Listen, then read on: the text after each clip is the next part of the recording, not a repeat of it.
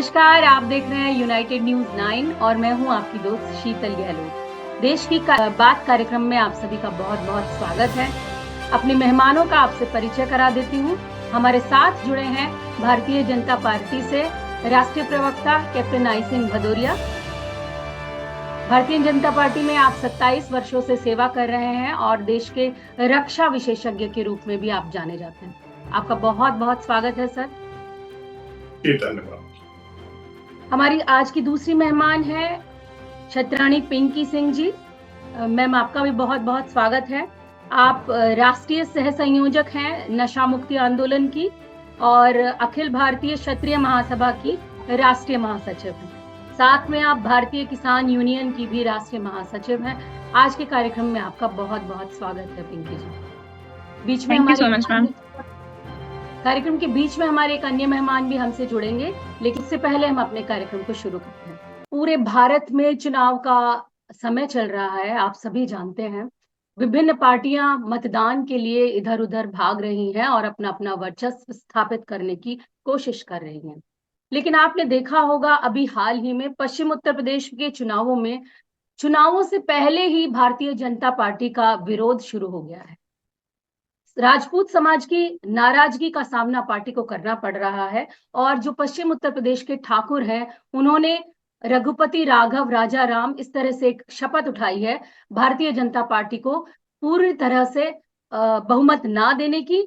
और जो भारतीय जनता पार्टी का विरोध है उसमें मेरठ और सहारनपुर में रैलियां की जा रही हैं और तमाम सभाएं की जा रही हैं क्षत्रियों के स्वाभिमान को लेकर। तो क्षत्रियों के जो कुछ नेता हैं, पूरण सिंह जी और संगीत सोम वगैरह, वो सब जगह जगह जाकर क्षत्रियों के स्वाभिमान को याद दिला रहे हैं। तो इसका एक पहली वजह तो ये है कि भारतीय जनता पार्टी ने पश्चिम उत्तर प्रदेश में महज 9 टिकट बांटे हैं। टिकट डिस्ट्रीब्यूशन क्षत्रिय समाज को बिल्कुल भी पसंद नहीं आया। दूसरी वजह है कि गुजरात के एक नेता है पुरुषोत्तम सिंह जी, उन्होंने अभद्र टिप्पणी के तहत क्षत्रिय समाज को बताया है कि राजपूतों का ब्रिटिश यानी अंग्रेजों के साथ और मुगलों के साथ रोटी और बेटी का नाता था। तो इस विचार से क्षत्रिय बहुत नाराज हैं और वो चाहते हैं कि पार्टी पुरुषोत्तम सिंह का जो टिकट है उसको काटकर किसी अन्य को टिकट दे दे। इसके अलावा भी कुछ और छोटे छोटे मतभेद हैं। तो आज के कार्यक्रम को शुरू करने से पहले सबसे पहला सवाल मेरा कैप्टन भदौरिया से है कि कमल का फूल हमारी भूल, ये जो क्षत्रिय इस तरह के स्लोगन्स लगा रहे हैं अपने गांव में, किसी भी भारतीय जनता पार्टी से रिलेटेड व्यक्ति को आने नहीं दे रहे हैं, सर क्या कारण है और क्या ये समस्या सॉर्ट आउट हो पाएगी? देखिए शीतल जी, भारतीय जनता पार्टी में राजपूतों को ऐसा नहीं है कि उनको तवज्जो नहीं दी जाती, बहुत अच्छी दी जाती है। और जहां पश्चिमी उत्तर प्रदेश में बीजेपी का अगर आप विरोध कर रहे हैं तो वो खास करके राजपूत समाज अगर विरोध कर रहा है तो वो गलत कर रहा है। अरे उत्तर प्रदेश के मुख्यमंत्री ही आपके समाज के हैं, इससे बड़ा और पद आपको क्या मिलेगा कि उत्तर प्रदेश का मुखिया ही आपको बनाया हुआ है। तो ये तो उनको सोचना पड़ेगी। और भारतीय जनता पार्टी ने कभी भी जो है ना राजपूतों को नजरअंदाज नहीं किया है। राजपूतों को बहुत अच्छी अच्छी, उत्तर प्रदेश का मुखिया राजपूत समाज से है, उत्तराखंड का राजपूत समाज से है, पहले और भी प्रांतों के थे, मगर अब कुछ थोड़ा बैलेंस करना है तो एक दो जगह जरूर कम हुई है। मगर फिर भी आपके जो है ना उत्तर प्रदेश उत्तराखंड जहां से ये विरोध शुरू हो रहा है, वहां दोनों ही बीजेपी के मुखिया जिनको बोलते हैं सीएम मुख्यमंत्री, वो राजपूत समाज से है। तो राजपूतों को ये भी नहीं भूलना चाहिए। और मैं शीतल जी एक बहुत अच्छी बात बता देना चाहूंगा आपको कि ये स्वरूपा चुनाव से पहले जरूर चलाते हैं और ये विपक्षी दल चलाते हैं और इनके साथ कुछ बाहरी ताकतें मिली हैं जो बहुत बड़ी फंडिंग करती हैं। पहले इन्होंने चलवाया था बीजेपी से पिछड़ा वर्ग नाराज है, फिर इन्होंने दूसरे चुनाव में चलाया था कि बीजेपी से ब्राह्मण समाज नाराज है। अब की बार में उन्होंने देखा कि अब राजपूतों के ऊपर ये चीज रखी जाए तो कुछ राजपूतों को वो अपने फेवर में किसी भी तरह से, मैं ये नहीं कहना चाहूंगा कि वो किस वजह से उनके साथ में गए हैं, मगर कुछ ना कुछ ऐसा वो स्वरूपा लेके आते हैं जो कुछ लोगों को अपने साथ जोड़ के और इस तरह का स्वरूपा चलवाते हैं कि ये नाराज है, ये नाराज है। बीजेपी से कोई भी नाराज नहीं है, कुछ लोग हैं वो भी बहुत जल्दी समझ जाएंगे कि हम जो कर रहे हैं वो गलत कर रहे हैं। आज अगर राजपूतों को कहीं सम्मान मिल रहा है तो भारतीय जनता पार्टी में मिल रहा है, बाकी कहीं नहीं मिल रहा है। नहीं, फिर भी जैसे 2014 की लोकसभा में 21 टिकट मिले थे, उसमें से 18 सीटें जीती थी। और 2019 में 16 टिकट थे, उसमें से 14 उन्होंने जीती थी। लेकिन इस बार 10 ही टिकट दिए गए हैं। तो ये कहीं ना कहीं एक बात तो है जिस पर विरोध किया जा रहा है। नहीं शीतल जी, देखो क्या है, टिकट मायना नहीं रखता है। टिकट तो जो बैलेंस किया जाता है वहां का जो भारतीय जनता पार्टी के अंदर एक एक बहुत बड़ी एक चीज है कि भारतीय जनता पार्टी हर कैंडिडेट का सर्वे करवाती है। अगर थोड़ा सा भी वहां 19-20 लगता है तो वहां हम कैंडिडेट भी बदलने की कोशिश करते हैं, और क्षेत्र के लोगों को ये भी बताना चाहते हैं कि हमारे यहाँ कोई एक परमानेंट कैंडिडेट नहीं है, और नहीं भी हो। भारतीय जनता पार्टी में कोई परमानेंट नहीं होता है, यहाँ सब कार्यकर्ता है। जिसको जो जिम्मेवारी दी जाती है वो बखूबी निभाता है। आज हम ही 27 साल से काम कर रहे हैं, हमने कभी नहीं कहा कि मुझे ये दे दो वो दे दो। जहां हमें लगा दिया जाता है काम करते हैं। हम तो एक कार्यकर्ता है, पार्टी के सिपाही है, सिपाही बन के काम करते हैं। इसी तरह से आप देखो कि मध्य प्रदेश में शिवराज सिंह जी चौहान 4 बार के मुख्यमंत्री थे, और उन्हें अगर अब की बार मौका नहीं दिया गया, उन्होंने कभी एक बार चू भी नहीं करी, उन्होंने बिल्कुल नहीं कहा। उन्होंने कहा पार्टी का कार्यकर्ता हूं, जहां आप बताएंगे हम वहां काम करेंगे। तो पार्टी उन्हें चुनाव लड़ा रही है और वो लोकसभा का चुनाव लड़ रहे हैं। इसी तरह से बीके सिंह जी हमारे जो यहाँ से हैं गाजियाबाद से, हर बार वो 3 लाख से ऊपर वोटों से जीते हैं। अब की बार पार्टी ने अगर उन्हें टिकट नहीं दिया तो उन्होंने एक बार भी नहीं कहा कि हम बगावत करेंगे, हम और कहीं जाएंगे। शांति से बैठे हैं। तो पार्टी उनको कहीं ना कहीं दूसरी जगह अरेस्ट करेगी। जरूरी नहीं है कि एक जगह से अगर हमने आपको हटाया है, हटाते नहीं है। अगर दूसरी किसी को लेके आए, किसी और को मौका दिया है, तो आपको हो सकता है कि इससे भी अच्छी जगह मिलने वाली हो। अभी मैं इस चैनल पे तो नहीं कहना चाहूंगा कि बीके सिंह को हो सकता है कि बहुत बड़ी जगह मिलने वाली है। जब लोग सुनेंगे तब पता चलेगा कि बताओ बीके सिंह को ये। तो भारतीय जनता पार्टी अपने एक एक कार्यकर्ता को ध्यान देती। अब मैं एक बहुत एक आपको एग्जाम्पल देना चाहूंगा शीतल जी। जी। राजस्थान भीलवाड़ा से एक राज परिवार से आते थे बन्नौर साहब, और वो राज्यसभा के सदस्य थे, केंद्र में मंत्री भी थे। दोबारा हमारी जो वसुंधरा जी थी, कुछ कारण बस उनका टिकट वहां राज्यसभा से उन्हें नहीं दिया, दूसरे दे दिए, दूसरे समाज के दिए, क्योंकि बैलेंस करना होता है। तो वो विचार हमारे बड़े अच्छे मित्र थे बन्नौर साहब। तो शाम के टाइम हम जरूर एक साथ बैठा करते थे। अब भाई किसी से मंत्री पद भी चला जाए, राज्यसभा भी हट जाए, अब जब ये सब कुछ हट गया तो दिल्ली में रहेंगे कहाँ, राजनीति उनकी कहाँ चलेगी। तो बिल्कुल उनके मन में ऐसा ख्याल आया कि तो अब तो हमारी राजनीति खत्म है। और दूसरे कांग्रेस भी ऐसे लोगों को जल्दी डोरा डालने लगती है। तो एक बार हमारे साथ बैठे थे, उन्होंने कहा कि कैप्टन साहब आप बताओ क्या करें, हमारी तो राजनीति खत्म हो गई। तो मैंने उन्हें दो ही बात सब, जबकि उनका मूड बन गया था कहीं दूसरी जगह जाने का, क्योंकि वहां से इस तरह के प्रलोभन मिल रहे थे। मगर उन्होंने हमसे जब कहा तो मैंने उन्हें एक ही राय दी कि हमने कि समय का इंतजार करो और संयम रखो। राजनीति में संयम बहुत जरूरी होता है। जो संयम नहीं बरतता है वो लॉन्ग लाइफ राजनीति नहीं कर पाता है। तो मैंने कहा आप शांति से रहो, पार्टी आपको कहीं ना कहीं सोचेगी। और मैं कह रहा हूँ 6 महीने भी नहीं हुए और उनको तुरंत जो है ना पंजाब का गवर्नर बना दिया गया। तब उन्होंने हमसे कहा कि कैप्टन साहब आपने उस टाइम जो बात कही थी वो बहुत अच्छी कही थी, अगर आप नहीं समझाते तो हो सकता है कि हम भटक जाते। तो ये सोचना पड़ेगी लोगों को कि राजनीति में संयम बरता जाता है, भटका नहीं जाता है। तो ये भटके लोग हैं, मैं इनसे यही गुजारिश करूंगा कि आप हमारे अपने हैं, आप भटके नहीं। भारतीय जनता पार्टी में सबसे ज्यादा सम्मान होता है राजपूतों का। आप देखिए कि बड़े बड़े चाहे सेना के पद हो, एयरफोर्स के चीफ सुद्धा आपके राजपूत समाज से बने। तो ऐसी बहुत सी चीजें हैं। आर्मी के चीफ राजपूत समाज से बने हैं, और ये भारतीय जनता पार्टी कार्यकाल में बने हैं लोग ज्यादा से ज्यादा। कांग्रेस में देख लो आप कि राजपूतों को कितना तवज्जो दिया जाता। आप इतिहास उठा के देख सकते हो, वहां तवज्जो किस किस को मिलता था वो सामने दिखाई देता है। तो इन चीजों को नहीं भूलना चाहिए। और मैं फिर गुजारिश करूंगा राजपूत समाज से, हमारे आप अपने लोग हो, आप किसी के बहकावे में आके इस तरह की अगर कोई विचारधारा रखते हो तो बिल्कुल आप उसको नकार दें।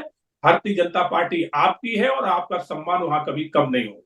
तो पिंकी जी, अब आपसे ये सवाल है कि क्या बीजेपी ठाकुरों को राजनीतिक तौर पर खत्म करना चाहती है? ऐसा नहीं है, ये तो हमारी सोच हो गई है शीतल जी। आप लास्ट टाइम का उठा करके देख लीजिए कि मुख्यमंत्री हैं, उप मुख्यमंत्री हैं, कितने मिनिस्टर्स वगैरह हैं वो ठाकुर हैं। और जैसे सर ने बताया कि योगी जी भी एक ठाकुर हैं। तो मैं तो बिल्कुल भी इस बात से सहमत नहीं हूँ कि सरकार चाहती है। सरकार को क्या बेनिफिट है? आप एक बात बताइए, अगर वो इनका अस्तित्व ही खत्म करना चाहती है तो मेरे ख्याल से ये तो गलत है सोचना लोगों का, कि सरकार चाहती है कि ठाकुरों का अस्तित्व ही खत्म किया जाए, क्षत्रियों को हटाया जाए। नहीं, फिर भी योगी जी आप देखिए, योगी जी पब्लिक के कितने सपोर्ट में रहते हैं। पहले कितना क्राइम था, क्राइम खत्म हो गया है, लोगों के अंदर एक दहशत है और ये हिंदू मुसलमान ये सब खत्म हो गया है। तो ये क्या है? ये योगी जी ठाकुर हैं, तो उनका सारा ही है। तो मैं नहीं मानती हूँ इस चीज को। नहीं, जो शेखावत सिंह हैं हमारे क्षत्रिय समाज से जुड़े हम्म हुए, उनकी पगड़ी पे पुलिस वालों ने हाथ डाला है। वो इस तरह की घटनाएं बता रहे हैं कि भाई हमारे साथ ये हुआ वो हुआ। तो स्वाभिमान की लड़ाई बना दी गई है ये कहीं ना कहीं। तो इससे आप मैं इत्तेफाक रखते हैं? देखिए, इस चीज को ऐसा नहीं है कि पगड़ी उछाल दी, ऐसा भी अगर हम इसको पॉजिटिव पॉइंट में भी अगर देखते हैं तो रश काफी था, वो वीडियो मैंने भी देखी थी। तो रश की वजह से ऐसा हो सकता है, लेकिन ये वे ऑफ पॉइंट नहीं है कि उनकी पगड़ी उछाल दी थी। और ये देखिए, सब लोग, आप भी ये जानती हैं इस चीज को, कि लोग राजनीति में आने के लिए कुछ भी कर सकते हैं, कोई भी पॉइंट ऑफ व्यू उठा सकते हैं उस चीज को। मतलब कहने का ये हम है कि जो लोग हैं, तमाम लोग हैं, वो नेता बनने की चाह में क्षत्रिय समाज को बरगला बिल्कुल, रहे बिल्कुल मैम, बिल्कुल। और उनको ये नहीं पता है कि जिसके पीछे आप हैं, हैं। आप पीछे ही रह जाएंगे, बल्कि आप सरकार के अगेंस्ट और हो जाएंगे। जो आपको सरकार हर तरह से हर चीज प्रोवाइड करवा रही है और आपको फुली सपोर्ट कर रही है। नहीं, वो कह रहे हैं कि सरकार को तो इस बार हम बता देंगे इलेक्शन में। भारतीय जनता पार्टी के मैम। किसी भी कैंडिडेट को, पश्चिमी उत्तर प्रदेश के बहुत सारे गांव हैं, मैं 24 से बिलोंग करती हूँ, यहाँ हमारे क्षत्रियो के 24 गांव हैं। यहाँ पर पूर्ण रूप हम्म। से बहिष्कार के लिए कमल का फूल हमारी भूल इस तरह से करके होर्डिंग्स और बैनर लगाए हुए हैं। और क्षत्रियो की जितनी 24 हैं, जो गांव हैं, उनमें भारतीय जनता पार्टी के लोगों का प्रवेश वर्जित है। मैम आप ये बताइए, ठीक है, ये कह रहे हैं कि हम बीजेपी का बहिष्कार करेंगे, तो फिर किस सरकार को लेकर के आएंगे? आज तक जो सरकार थी, कांग्रेस थी, समाजवादी पार्टी को लेकर आएंगे इस बार, कह रहे हैं। समाजवादी पार्टी थी, सबने इनको क्या दिया? समाजवादी पार्टी में, सपा में तो कितना क्राइम था, इश्यू कितना ये था। है कि उन्होंने क्या दिया, उनका स्वाभिमान इस पार्टी से जुड़ा है, वो खराब हुआ है, इस वजह से वो इस तरह की बात कर। मैम आप ये लोगों को ये सोचना चाहिए। क्या कहते हैं, उनके टाइम पर मायावती जी ने क्या बोला था? ब्राह्मणों के लिए, क्षत्रियों के लिए, बनिया के लिए, उन्होंने एक स्लोगन ही दे दिया था। तो उस चीज को भी तो माइंड में रखना चाहिए कि मैं बोलना नहीं चाहती हूँ कि इनमें मारो जूते चार। तो वो आप उस चीज को देखिए ना, कि हमारी सरकार तो सबका रेस्पेक्ट कर रही है, कोई भी कास्ट हो। और मेरे हिसाब से किसी के लिए वो गलत नहीं कर रही है। ये बस लोग हैं जो अपना पार्टी के लिए, अपना खुद का वर्चस्व आगे लाने के लिए सब ये कर रहे हैं। और बीजेपी सरकार ही मेरे ख्याल से बेस्ट है, और हमेशा ही यही सरकार आएगी। अल्टीमेटली क्षत्रियो को मार्गदर्शन करने के लिए क्या कहना चाहते हैं इस सरकार में से जो वो रुष्ट हो रहे हैं, उनके लिए एक छोटा सा आपका कोट हो जाए। देखिए शीतल जी, मैं अपने समाज के अपने भाइयों को, अपने बुजुर्गों को, हमारे बड़े बूढ़े हैं, बुद्धिजीवी हैं, और ये समाज को ये इतना हल्की बातों पे भी नहीं जाना चाहिए, क्योंकि इस समाज ने इस देश के लिए अपने बड़े बड़े राज्यों ने रियासतें त्याग दी, और आज में एक छोटी सी बात को पकड़ के बैठे।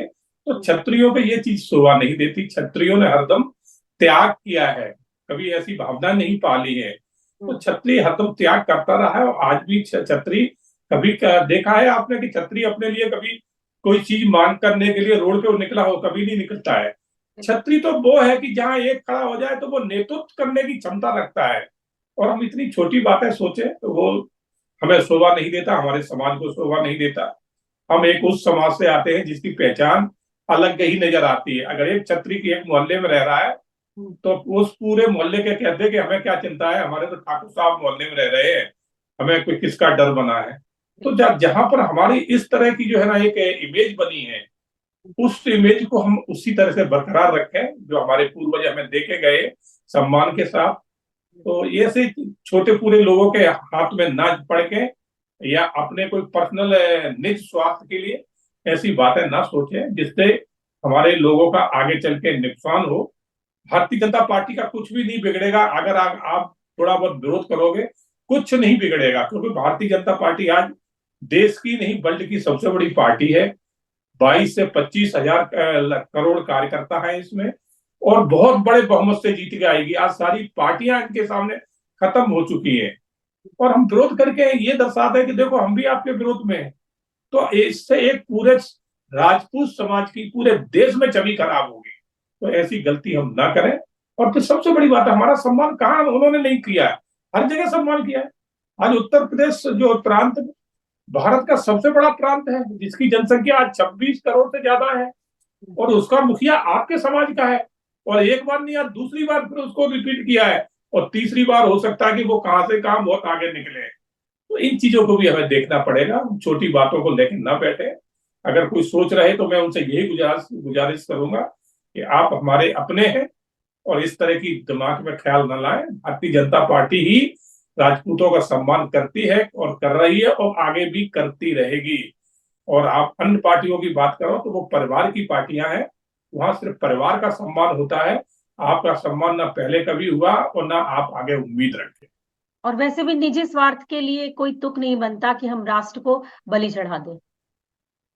बिल्कुल सही बात है। आप कुछ लोग विरोध करोगे मगर उससे पूरा भारत का राजपूत बदनाम होगा। तो ये चीज बिल्कुल, मैं तो ये कहूंगा कि गलत है, ऐसे कदम ना उठाएं। फाइनली पिंकी जी, आप क्षत्रियों के बारे में कुछ संदेश देना चाहती हूँ तो बताइए। मैं सभी क्षत्रिय भाइयों से और बहनों से, जितनी भी क्षत्राणी हैं, सभी से एक विनम्र अनुरोध करना चाहती हूँ कि वो ये थोड़ी से दिखावे के चक्कर में वो अपना करियर, अपना अस्तित्व बेकार कर रहे हैं। जिस इंसान के वो पीछे खड़े हो रहे हैं, ऐसा नहीं है कि वो अपना राजनीति करियर चमका लेंगे और आपको पीछे छोड़ दिया जाएगा। तो आप एक बार जो लास्ट टाइम से है सरकार है, उनका देखिए कि कितने मिनिस्टर्स हमारे ठाकुर थे, कितने बाकी के नेता वगैरह थे। तो सबको देखिए कि सरकार ने कुछ भी हमारे साथ गलत नहीं किया, लेकिन हमारी जो सोच हो रही है वो सोच गलत हो रही है। तो अब अपनी सोच को साइड में रख करके और ये सोचिए, अगर हम बीजेपी का सपोर्ट नहीं करेंगे तो किस पार्टी का सपोर्ट करेंगे, और किस पार्टी ने हमारे लिए क्या किया है स्टार्टिंग से अभी तक। तो मैं सभी से विनम्र निवेदन अनुरोध करना चाहूंगी कि आप अपने आप को देखिए कि बीजेपी कभी भी क्षत्रियों के खिलाफ नहीं है। अगर खिलाफ होती तो कितने मिनिस्टर्स हैं जो क्षत्रिय हैं, योगी जी हैं वो भी क्षत्रिय हैं। तो मैं सबसे विनम्र निवेदन करूंगी कि आप देखिए, हर बात को सोच समझ करके कोई भी डिसीजन लीजिए। कौशल किशोर जी जुड़े हैं, आप शहरी विकास मंत्री हैं। ऐसे जानने की कोशिश करते हैं कि पश्चिम उत्तर प्रदेश में जो क्षत्रियों ने स्वाभिमान रैली निकालकर तूफान लाया हुआ है, इसके संदर्भ में आप क्षत्रियों को क्या कहना चाहेंगे सर? देखिए, ये कुछ चंद लोग इस तरह का काम भले जो कर रहे हो। फिलहाल मेरे यहाँ तो लखनऊ और लखनऊ के आसपास इस तरह की कोई घटना और इस तरह की बातें तो नहीं हो रही है। अगर कहीं पर कोई कर रहा है तो एक कॉन्स्पिरेसी है, एक साजिश है राजनीतिक अस्थिरता कायम करने के लिए। और राजनीतिक अस्थिरता कायम करने के लिए जो लोग भी इस तरीके की बात कर रहे हैं, वो किसी न किसी के इशारे पर भी करने का काम कर रहे हैं, मगर उसका कोई असर इस तरीके का पड़ नहीं रहा। क्योंकि देखिए, हम लोग जहाँ तक बात कर रहे हैं अभी, जैसे मान लिया हम लोग चुनावी मीटिंग भी करते हैं, जनमानस में जो मीटिंग करते हैं, तो वो हम केवल ये नहीं बोल रहे हैं कि जो है कि आप कमल पर वोट दीजिए या ये करिए। हम विपक्ष के लोगों को इस संबंध में टारगेट नहीं कर रहे हैं, क्योंकि विपक्ष तो मोदी जी को टारगेट कर रहा है। विपक्ष इस लायक नहीं है कि हम लोग उनको टारगेट करें, बल्कि मोदी जी ने जो आत्मनिर्भर भारत की बात की है, इससे ये एक दुनिया को चैलेंज है। हमारा देश आत्मनिर्भर भारत बनेगा तो हमको दूसरे देशों से, आत्मनिर्भर का मतलब हमें दूसरे देशों के सहारे नहीं रहना, अपने देश के में सारी चीजें उपलब्ध होंगी। ऐसे में दूसरे देश कभी नहीं चाहते जो हमारे देश को मार्केट समझ रखे है। उदाहरण के लिए चीन ही ले लेगा, तो चीन, चाइना से बना हुआ सारा सामान जो हमारे यहाँ देश में तमाम आता था, आज बहुत से प्रोडक्ट हमारे देश में बनने लगे। तो चाइना कभी नहीं चाहेगा कि हम आत्मनिर्भर भारत बने। ऐसे कंट्री जो हमारे देश में तमाम सामान बेचते हैं अपना, वो कंट्री कोई नहीं चाहेगा कि आत्मनिर्भर भारत बने। तो मोदी जी के इस लाइन को और इस जो उन्होंने अपना तय किया है कि 2047 तक एजेंडा विकसित भारत बनाने का, आत्मनिर्भर भारत बनाने का जो संकल्प लिया है, उसका एजेंडा तय कर दिया, तो उसका प्रोग्राम पूरा तय कर दिया, उसकी रूपरेखा बना दी। इससे जो है विदेश के उन तमाम लोगों को भी अंदर अंदर एक तरीके की जलन पैदा हो रही है कि अगर आत्मनिर्भर भारत बन जाएगा तो हम क्यों सामान वहां पर कोई हमारा लेगा। ऐसे में आर्थिक स्थिति उनकी कमजोर होगी, भारत की मजबूत होगी। और माननीय प्रधानमंत्री जी ने कहा कि तीसरी बार हमारी आर्थिक स्थिति हम तीसरे नंबर पे लाएंगे, तो चौथी बार आएंगे तो हम पहले नंबर पे आ जाएंगे। ऐसे में सुपर पावर भारत बन करके निकलेगा, चाहे वो आर्थिक मामले में हो, चाहे वो विज्ञान के मामले, शिक्षा के मामले में हो, रोजगार के मामले में हो।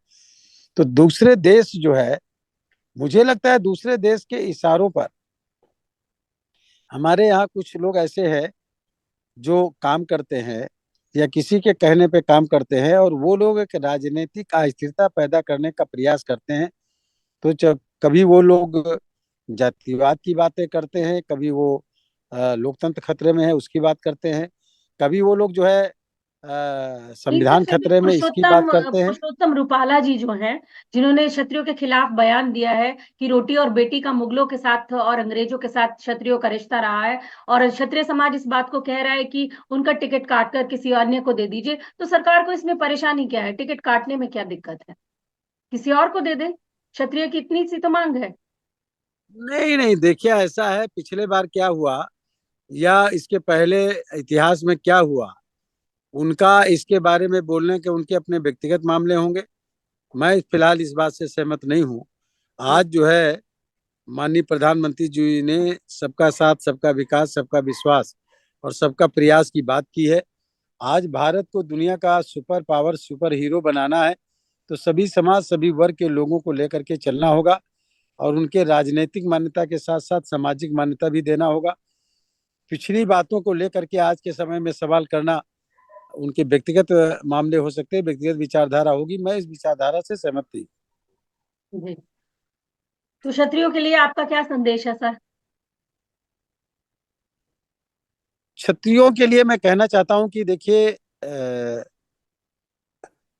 हम लोगों के यहाँ कभी कभी जो है लोग नाटक और नौटंकी होता था, उसमें एक लाइन वो बोल देते थे कि 16 साल जो क्षत्रिय जीव है उसको जीवन को का अधिकार।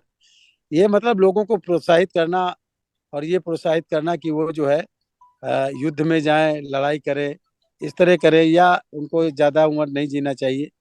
इस टाइप की बातें लोग बोल करके जो है नौटंकी वगैरह में सुनाते थे, तो मैं भी इनको जो सुनता था, तो मैं सोचता था ये कितना कैसे लोगों को जो है प्रवोक करते हैं युद्ध के लिए या लड़ाई के लिए या उनके जीवन के समाप्ति के लिए।